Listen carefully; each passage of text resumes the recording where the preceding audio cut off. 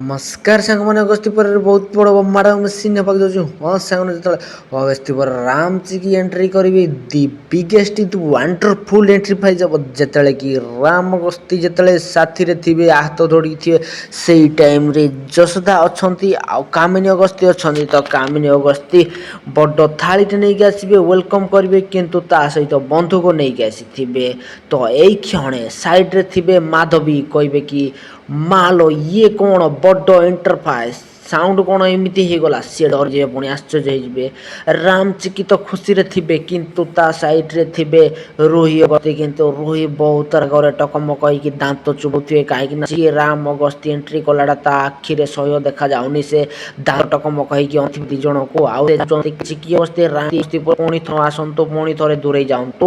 ସେଇ କଥା ତାଙ୍କ ଭାବନାରେ ମୋର ବାରମ୍ବାର ଫୁଟୁଛି। ତ ରାମ ଆଉ ଖୁସି ଅଛନ୍ତି, ଚିକି ଖୁସି ଅଛନ୍ତି, ଲକି ବି ଖୁସି ଅଛନ୍ତି, କିନ୍ତୁ କାହିଁକିନା ଏପଟେ କାମିନୀ ଅଗସ୍ତି ସବୁ କିଛି ତାକୁ ସପୋର୍ଟ କରୁଛନ୍ତି ବୋଲି କାମିନୀ ଅଗସ୍ତି ଦେଖିକି ବହୁତ ଖୁସି ହେଉଛନ୍ତି। ଆଉ ଖୁସି ଏ ଟାଇମ୍ରେ କାମିନୀ ଅଗସ୍ତି ଗୋଟେ ବନ୍ଧୁକ ଦଉଛି, ସେ ବନ୍ଧୁକରେ ଗୋଟେ ଗୋଳି ମାରିବେ ଉପରକୁ, ଛାତ ଉପରକୁ। କିନ୍ତୁ ସେଇ ଛାତ ଉପରୁ ଗୋଟେ ଫୁଲ ତୋଳା ବହୁତ ସାରା ଫୁଲ ବି ପଡ଼ିବ ରାମ ଚିକି ଅଗସ୍ତିଙ୍କ ମୁଣ୍ଡରେ, ଆଉ ଚିକିଙ୍କ ପାଖରେ ମୁଣ୍ଡରେ ସବୁଆଡ଼େ ଫୁଲ ବିଞ୍ଜେଇକି ପଡ଼ିବ। ତ ସେଇ ୱେଲକମ୍ ଡେକୁ ଦେଖିକି ଅଗସ୍ତି ପରିବାର ସମସ୍ତେ ଖୁସି। ପୁଣି ଏପଟେ ମାଧବ କହିବେ କି ଆଲୋ ଇଏ କିଏ ଏଣ୍ଟ୍ରି, ମସ୍ତ ଏଣ୍ଟ୍ରି, ଶଳା ବୁଢ଼ୀ ଭଲ ଆଇଡ଼ିଆ କରୁଛି।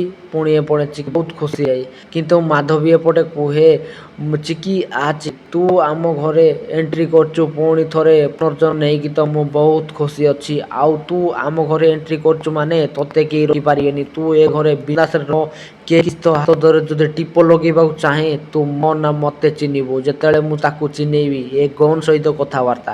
ବଟ୍ ଫାଇନାଲି ସେତେବେଳେ କାମିନୀ ଅଗସ୍ତି ଚିକିଙ୍କୁ ହାତରେ ଜାବୁଡ଼ି ଧରି ତା ମଥାରେ ବହୁତ ସ୍ନେହ କରିକି କିସ୍ ଫିସ୍ ହକ୍ ଫକ୍ କରିବ। ଦ୍ୟାଟ୍ ଇଜ୍ ଏଇଆ ଏପଟେ ରୁହି ଦେଖିକି ସହିପାରୁନଥିବ, କାହିଁକିନା ତା ଦେହରେ ତ ବହୁତ ରକ୍ତ ଗରମ ଅଛି ନା। ଚିକିର ହସ ଦେଖି ସେ ଜମା ସହିପାରୁନଥିବ। କିନ୍ତୁ କାମିନୀ ଅଗସ୍ତି ବହୁତ ଖୁସି ଅଛି, ପୁଣି ଥରେ ରାମ ଅଗସ୍ତି ଆଉ ଚିକି ଅଗସ୍ତି ଫେରି ଆସିଛନ୍ତି। ସେ କଥାକୁ ଦେଖିକି, ସେ ହସକୁ ଦେଖିକି ସେ ଆଖିରେ ସେ ସହିପାରୁନି, ଆଖିରୁ ବୁନ୍ଦା ବୁନ୍ଦା ଲୁହ ଝରି ପଡ଼ୁଛି। ଗୋଟି ଗୋଟି କରି ସବୁ ଶ୍ରେଷ୍ଠ କହିଦେଉଛି କି ସେ ତାର ହସର ଦୁଃଖ, ହସର କାନ୍ଦ କାମିନୀଙ୍କ ଆଖିରୁ ଝରି ପଡ଼ୁଛି। ତ ଏଇ ଦୃଷ୍ଟିରୁ ଦେଖିକି ଏପଟେ ଚିକି ବି କାନ୍ଦି ପକାନ୍ତି। କିନ୍ତୁ ଏପଟେ ସିନ୍ରେ ଦେଖିବାକୁ ଗଲେ ରୁହି ବହୁତ ଜୋରରେ ରାଗିଯାଆନ୍ତି, ମନେ ମନେ ଖୋଲିକି କୁହନ୍ତିନି, କିନ୍ତୁ ବହୁତ ଜୋରରେ ରାଗିଯାଆନ୍ତି। ଏପଟେ ତା ପାଖରେ ଏପଟେ ବହୁତ ଖୁସି ଥାଏ କାମିନୀ ଅଗସ୍ତି ପାଖରେ, ଯେତେବେଳେ ମୋ ରାମ ଚିକି ଫେରି ଆସିଛନ୍ତି ବୋଲି ବହୁତ ଖୁସିରେ କୁହେ କି ମୋ ରାମ ଚିକିଙ୍କୁ କେହି ଯଦି ହାତ ଲଗେଇ ଦିଏ ନା, ଦେଖିବ ଏ ବନ୍ଧୁକର ଗୁଳି ତା ଛାତିରେ ଫୁଟିଯିବ।